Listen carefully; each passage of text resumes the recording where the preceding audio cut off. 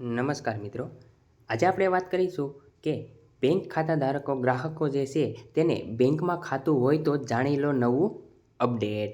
કયું નવું અપડેટ આવ્યું છે તે આ વિડીયોમાં આપણે સંપૂર્ણ માહિતી લેવાના છીએ. તેમાં વાત કરીએ આપણે તો સેવિંગ એકાઉન્ટના નવા વ્યાજદર, એટલે કે સેવિંગ એકાઉન્ટ છે તેમાં નવા વ્યાજદરનું શું છે તે આ વિડીયોમાં જાણીશું.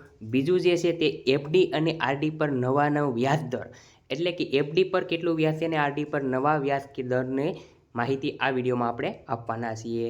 અને ત્રીજું જે છે તે લોન પર નવા વ્યાજ દર, એટલે કે તમે લોન લ્યો છો ગ્રાહક, તો લોન પર નવા વ્યાજ દર એટલે કે એસબીઆઈ બેંક ખાતાધારકો જે છે તેને આ બધી માહિતી લાગુ પડશે. બેંક ઓફ બરોડાને લાગુ પડશે, પંજાબ નેશનલ બેંકને લાગુ પડશે, એચડીએફસી બેંકને લાગુ પડશે અને કેનેરા બેંક, તેમ ખાનગી અને સરકારી બેંકો જે છે તેમ ટોટલ બેંકમાં સેવિંગ એકાઉન્ટના વ્યાજદર વિશેની વાત કરીશું, એફડી રેટ વિશે નવા વ્યાજની વાત કરીશું અને લોન પર નવા વ્યાજની વાત કરીશું. તો મિત્રો, તમને જો અમારી ચેનલમાં ન હોય તો ચેનલને લાઇક, શેર અને સબસ્ક્રાઈબ કરી દેજો અને બેલ નોટિફિકેશન ઓન કરી દેજો, જેથી અમારો વિડીયો સૌપ્રથમ તમને પહેલાં પહોંચી જાય. તો વિડીયો ચાલુ કરીએ.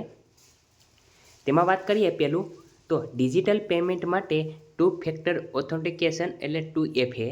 એમાં વાત કરીએ આપણે તો આરબીઆઈના નવા નિયમ મુજબ 1 એપ્રિલ 2026થી તમામ ડિજિટલ ટ્રાન્ઝેક્શન એટલે કે યુપીઆઈ કાર્ડ, વોલેટ માટે 2 ફેક્ટર ઓથેન્ટિકેશન ફરજિયાત બન્યું છે. હવે માત્ર ઓટીપીથી કામ નહીં ચાલે. સુરક્ષા વધારવા માટે ઓટીપી સાથે પિન, પાસવર્ડ અથવા ફિંગરપ્રિન્ટ જેવું બીજું સ્તર અનિવાર્ય થશે. આપણે બીજો નિયમની વાત કરીએ આપણે તો બીજો નિયમ તો એટીએમ અને યુપીઆઈ રોકડ ઉપાડના ચાર્જના નિયમોમાં બદલાવ, એટલે કે તમે એટીએમ ઉપરથી તમે રોકડ ઉપાડ કરો છો તે ચાર્જમાં નવા નિયમોમાં બદલાવ થયો છે અને યુપીઆઈ રોકડમાં પણ ચાર્જનો નિયમ બદલાવ થયો છે. તો એમાં એચડીએફસી બેંકની વાત કરીએ તો યુપીઆઈ દ્વારા એટીએમમાંથી રોકડ ઉપાડવા પર ફ્રી લિમિટ છે, એટલે કે તમે એચડીએમ બેંક પર યુપીઆઈ અને એટીએમમાંથી રોકડ જે ઉપાડો છો તે ફ્રી લિમિટ છે. મહિને 5 ટ્રાન્ઝેક્શન કરી શકો છો, એટલે કે તમે એચડીએફ બેંકમાં મહિનામાં 5 ટ્રાન્ઝેક્શન કરી શકો છો. તેમાં તમારે કોઈ પણ રૂપિયા ચૂકવવાના રહેશે નહીં, ચાર્જ નહીં લાગે. તો મહિનામાં 5થી વધારે તમે ટ્રાન્ઝેક્શન કરશો તો તમારે ચાર્જ ચૂકવવો પડશે.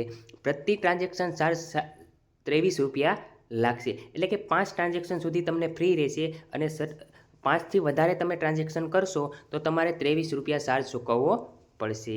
આગળ પંજાબ નેશનલ બેંકની વાત કરીએ આપણે તો પંજાબ નેશનલ બેંક દ્વારા કેટલાક ડેબિટ કાર્ડ્સ પર દૈનિક રોકડ ઉપાડવાની મર્યાદા ઘટાડીને હવે 50,000થી 75,000 કરી દેવામાં આવી છે.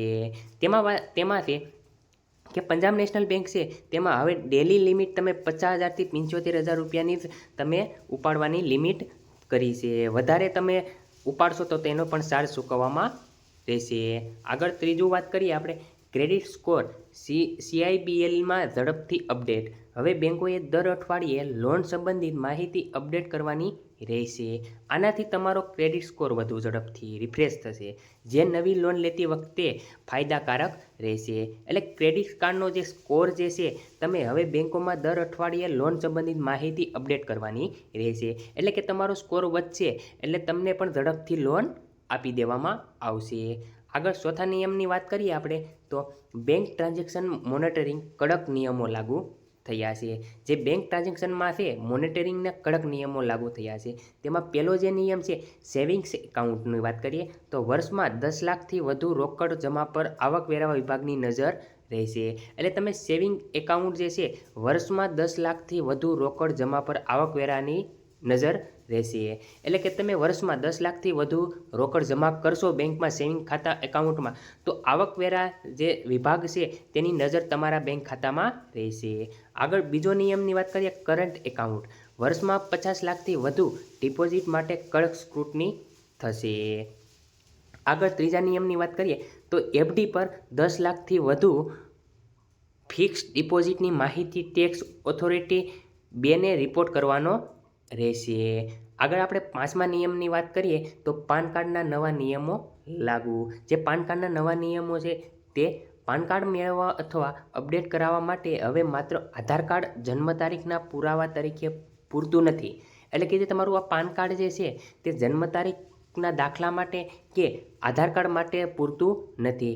1 એપ્રિલથી 2026થી જન્મના પ્રમાણપત્ર, ધોરણ 10ની માર્કશીટ, પાસપોર્ટ અથવા વોટર આઈડી જેવા દસ્તાવેજો ફરજિયાત છે. મિત્રો, તમને જો આ વિડીયો પસંદ આવ્યો હોય તો ચેનલને એક સબસ્ક્રાઈબ કરી દેજો અને તમારા મિત્રોમાં શેર કરી દેજો, જેથી આ માહિતી બધાને ખબર પડે. જય હિન્દ, જય ભારત.